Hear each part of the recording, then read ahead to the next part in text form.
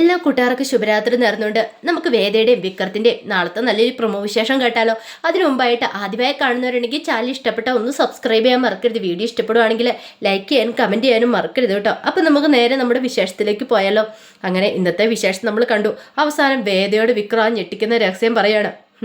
നിന്റെ അച്ഛനും അവർക്കൊക്കെ ഇഷ്ടമായിരുന്നെങ്കിൽ, നിന്റെ വീട്ടുകാർക്ക് ഇഷ്ടമായിരുന്നെങ്കിൽ കല്യാണത്തിന് 2 ദിവസം മുമ്പ് മരുമോനെ കൊല്ലാനായിട്ട് നിന്റെ ആങ്ങളയുടെ അമ്മായച്ചനും പറഞ്ഞു വിടത്തില്ലായിരുന്നല്ലോ എന്ന് പറയാണ്. അത് കേട്ട് കഴിഞ്ഞപ്പോഴത്തേനും വേദ ഞെട്ടിപ്പോയി. വേദ സ്വപ്നത്തിൽ പോലും പ്രതീക്ഷ കാര്യമായിരുന്നില്ലത്. ഇങ്ങനെ ഒരു ട്വിസ്റ്റ് ഇങ്ങനെ ഒരിക്കലും സംഭവിക്കുന്ന പോലും കരുതിയതല്ല. പിന്നീട് വേദ പറഞ്ഞു, നിങ്ങൾ എന്താ വിക്രം പറഞ്ഞേ, നിങ്ങൾ എന്താ ഇപ്പം പറഞ്ഞെന്ന് ചോദിക്കുകയാണ്. നിങ്ങളെ കൊല്ലാൻ വിട്ടത് എൻ്റെ ആങ്ങളെയാണോ ശ്രീകാന്തേട്ടനാണെന്നാണോ നിങ്ങൾ പറയണമെന്ന് ചോദിക്കുക. ഇത് കേട്ടോ വിക്രം പറഞ്ഞു, അത് പിന്നെ ഞാൻ സത്യം പറ, എനിക്ക് നല്ല സംശയമുണ്ട്. ഇപ്പം നിങ്ങൾ എന്താ പറഞ്ഞതെന്ന് ചോദിക്കുകയാണ്. അത് പിന്നെ ഞാൻ വേണ്ട, എനിക്കൊരു കാര്യം മനസ്സിലായി. അപ്പം അങ്ങനെയായിരുന്നില്ല കാര്യങ്ങൾ. എൻ്റെ ആങ്ങളെ എല്ലാവരും കൂടെ ചേർന്നിട്ടായിരുന്നല്ലേന്ന് ചോദിക്കണം. പക്ഷെ ഒരു കാര്യമുണ്ട്, ഇതിനകത്ത് അച്ഛന് പങ്കുണ്ടെന്ന് മാത്രം പറയരുത്. എൻ്റെ അച്ഛൻ അങ്ങനെ ഒരിക്കലും നിങ്ങളെ കൊല്ലാനായിട്ട് ആളെ വിടില്ല എന്ന് തന്നെയാണ് എൻ്റെ വിശ്വാസം എന്ന് പറയണം. അത് കേട്ട് കഴിഞ്ഞപ്പോഴത്തേനും വിക്രം പറഞ്ഞു, അതെ ഒരു കാര്യം ഞാൻ പറഞ്ഞേക്കാം, ഇനിയിപ്പോൾ നീ ഇത് കൊട്ട് ഘോഷിക്കാനൊന്നും പോകണ്ട, അറിയാലോ ആരുടെ ഇപ്പോൾ തൽക്കാലത്തേക്ക് പറയാൻ പോകണ്ടെന്ന് പറയണം. ഇത് കേട്ട് കഴിഞ്ഞപ്പം വേദയ്ക്ക് ആകപ്പാടെ സങ്കടമായിപ്പോയി. വേദയ്ക്ക് സഹിക്കാൻ പറ്റുന്നതിലും അപ്പുറമായിരുന്നു. പിന്നീട് വിക്രം അങ്ങ് ചെന്ന് കിടന്നാലും വേദയ്ക്ക് കിടക്കാൻ തോന്നിയില്ല. പിന്നീട് വേദ എന്തിയാണ് ഫോണും എടുത്തുകൊണ്ട് പുറത്തേക്ക് വരുവാണ്. പുറത്തേക്ക് വന്നിട്ട് നേരെ ശ്രീകാന്തിൻ്റെ നമ്പറിലേക്ക് വിളിക്കുകയാണ്. വിളിച്ച് കഴിഞ്ഞപ്പോഴത്തേനും ശ്രീകാന്ത് ഓർത്തു, ഇവളെന്തിനാ ഈ രാത്രി വിളിക്കണമെന്ന് ഓർക്കുകയാണ്. അങ്ങനെ ശ്രീകാന്ത് കോളെടുത്തു കഴിഞ്ഞപ്പോഴത്തേനും വേദ ചോദിച്ചു, അല്ല ശ്രീകാന്തേട്ടൻ കിടന്നായിരുന്നു ചോദിക്കണം. ഇല്ല കിടക്കാൻ തുടങ്ങുമായിരുന്നു പറയണം. അല്ല സത്യം പറ, ശ്രീകാന്തേട്ടൻ എന്തിനാ വിക്രത്തിനെ കൊല്ലാൻ ഒരുങ്ങിയെന്ന് ചോദിക്കുകയാണ്. ഇത് കേട്ടപ്പോൾ ശ്രീകാന്ത് പറഞ്ഞു, അല്ല അത് പിന്നെ മോളെ, ഞാനൊരു കാര്യം കൂടി ചോദിക്കാൻ വേണ്ടി വിളിച്ചാൽ അച്ഛൻ ഇതിനകത്ത് പങ്കുണ്ടോ ഇല്ലയോ, എനിക്ക് അതും കൂടെ അറിയണമെന്ന് പറയണം. അത് കേട്ട് ശ്രീകാന്ത് പറഞ്ഞു, അല്ല അത് പിന്നെ ഞാൻ വേണ്ട ശ്രീകാന്തേട്ടാ, എന്നാൽ ഇത്രയ്ക്ക് ക്രൂരത ചെയ്യുന്നതിന് ഒരിക്കലും പ്രതീക്ഷിച്ചില്ല. നിങ്ങൾക്ക് എല്ലാവർക്കും സമ്മതം എന്ന് പറഞ്ഞിട്ടില്ലേ ഈ വിവാഹത്തിന് വേണ്ടിയിട്ട് ഇവിടുത്തെ അച്ഛനാണെങ്കിലും എല്ലാവരും സമ്മതിച്ചേ. എന്നിട്ടോ വിക്രത്തിനെ കൊല്ലാൻ വേണ്ടി ഒരുങ്ങി. ഇത്രയ്ക്ക് ദുഷ്ടനാണോ എൻ്റെ ഏട്ടനെന്ന് ചോദിക്കുകയാണ്. ഞാനിത് ഒരിക്കലും പ്രതീക്ഷയില്ല എന്നൊക്കെ പറയണം. ഇത് കേട്ട് കഴിഞ്ഞപ്പോൾ ശ്രീകാന്ത് പറഞ്ഞു, അത് പിന്നെ മോളെ ഞാൻ വേണ്ട കൂടുതലൊന്നും പറയണ്ട. ഞാനങ്ങനെ രണ്ടാമത് വേറെ വിവാഹം കഴിക്കുമെന്ന് ശ്രീകാന്തേട്ടന് തോന്നുന്നുണ്ടോ? വിക്രത്തിനെ ഇല്ലാതാക്കുവാണെങ്കിൽ ശ്രീകാന്തേട്ടൻ പറയുന്നൊക്കെ ഞാൻ അനുസരിക്കും തോന്നുന്നുണ്ടോ? ഒരിക്കലും ഇല്ല. അങ്ങനെ എന്തെങ്കിലും സംഭവിച്ചിട്ടുണ്ടെങ്കിൽ പിന്നെ ഞാൻ എന്താണ് വേറെ വിവാഹം കഴിക്കാനൊന്നും പോകുന്നില്ല. അതോർത്തിട്ട് ഇനിയിപ്പം ശ്രീകാന്തേട്ടൻ വിക്രത്തിനെ ഇല്ലാതാക്കാൻ ശ്രമിക്കണമെന്ന് പറഞ്ഞ് കോള് കട്ട് ചെയ്യുകയാണ്.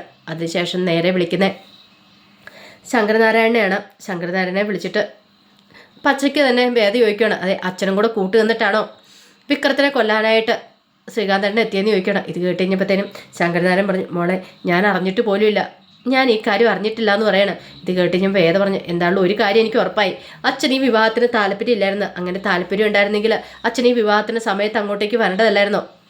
അച്ഛനൊട്ടും ഇഷ്ടമില്ലായിരുന്നല്ലോ. അങ്ങനെ ഇഷ്ടമൊക്കെ ഉണ്ടായിരുന്നെങ്കിൽ അച്ഛൻ നേരത്തെ പറയാൻ മേലായിരുന്നു എന്ന് ചോദിക്കുകയാണ്.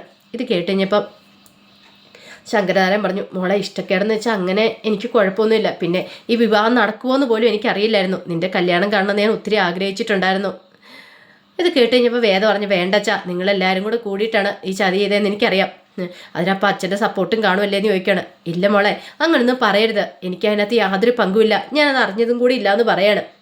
വേദയ്ക്ക് തോന്നി അച്ഛൻ പറയുന്ന കാര്യം സത്യമാണ്. കാരണം അല്ലെങ്കിൽ പിന്നെ അച്ഛന് കുറ്റം സമ്മതിക്കേണ്ടതാണ്. അച്ഛൻ അടുത്ത് കള്ളത്തരം പറയേണ്ട കാര്യമില്ലല്ലോ. അങ്ങനെ ഫോൺ കട്ട് ചെയ്താലും വേദന നെഞ്ചിനകത്തൊരു പിടപ്പായിരുന്നു. കാരണം വിക്രത്തിന് അന്ന് എന്തെങ്കിലും ആപത്ത് സംഭവിച്ചു പോയിരുന്നെങ്കിലോ. കൃത്യസമയത്ത് തന്നെ ജീവനെ കണ്ടെത്തി ഹോസ്പിറ്റലിൽ എത്തിച്ചുകൊണ്ടാണ്.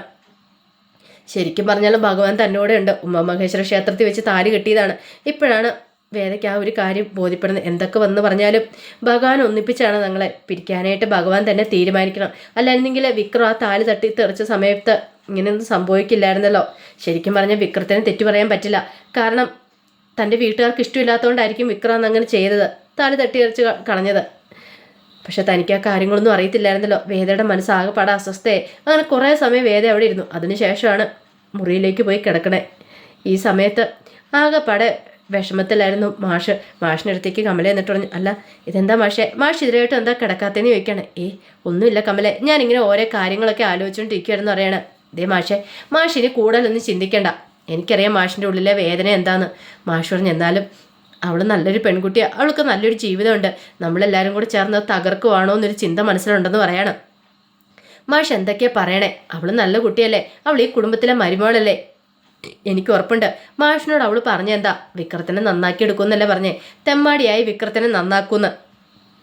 അങ്ങനെ പറഞ്ഞിട്ടുണ്ടെങ്കിൽ അവൾക്ക് അതിന് സാധിക്കുക തന്നെ ചെയ്യും, അവളതങ്ങനെ ചെയ്യുക തന്നെ ചെയ്യും. അതുകൊണ്ട് മാഷ് ആ കാര്യത്തിൽ വിഷമിക്കേണ്ടെന്ന് പറയാണ്. എന്നാലും മാഷിൻ്റെ നെഞ്ചിലൊരു പിടച്ചിൽ തന്നെയായിരുന്നു.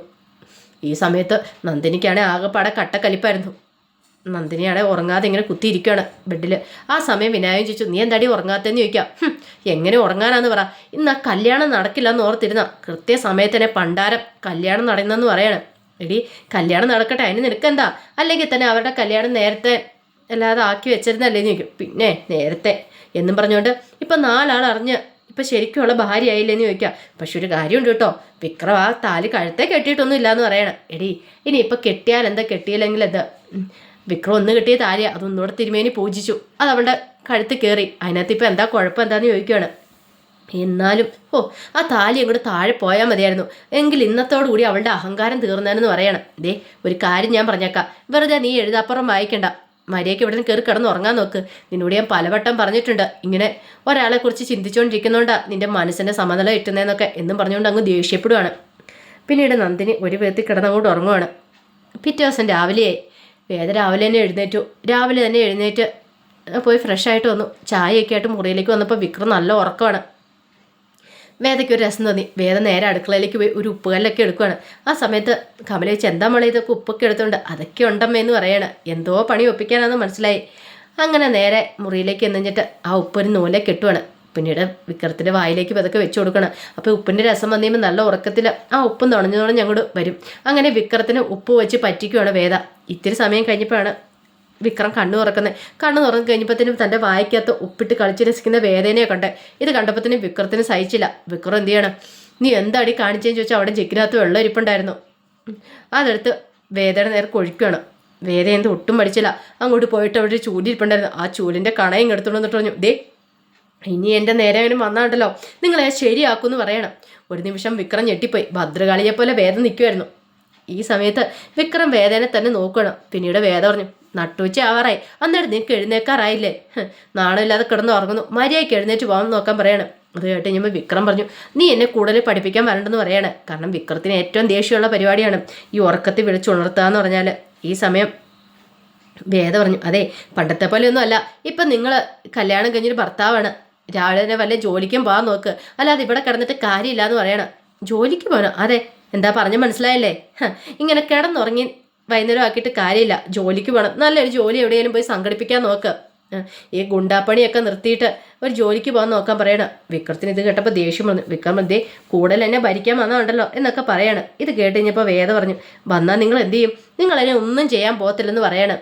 ദേ ഞാൻ നിങ്ങളുടെ ഭാര്യ, ഇനിയിപ്പോൾ എനിക്ക് എന്ത് വെള്ളം ആവാമെന്ന് പറയണം, ഇവിടെ അച്ഛൻ പോലും അംഗീകരിച്ച ബന്ധമാണ് എന്നൊക്കെ പറയണം. അവസാനം വിക്രം ദേഷ്യപ്പെട്ട് പറഞ്ഞു, നിന്നെ കാണിച്ചു തരാടിയെന്ന് പറഞ്ഞിട്ട് പുറത്തേക്ക് ഇറങ്ങി പോവാണ്. അങ്ങനെ പോയി കുളിയെല്ലാം കഴിഞ്ഞ് വരുന്ന സമയത്ത് വേദ എന്ത് ചെയ്യണം, വിക്രത്തിൻ്റെ ഡ്രസ്സൊക്കെ തേക്കുവാണ്. വിക്രം ഒന്ന് നോക്കിക്കഴിയുമ്പോഴത്തേനും വേദ ഡ്രസ്സ് തേച്ചുകൊണ്ടിരിക്കുന്നു.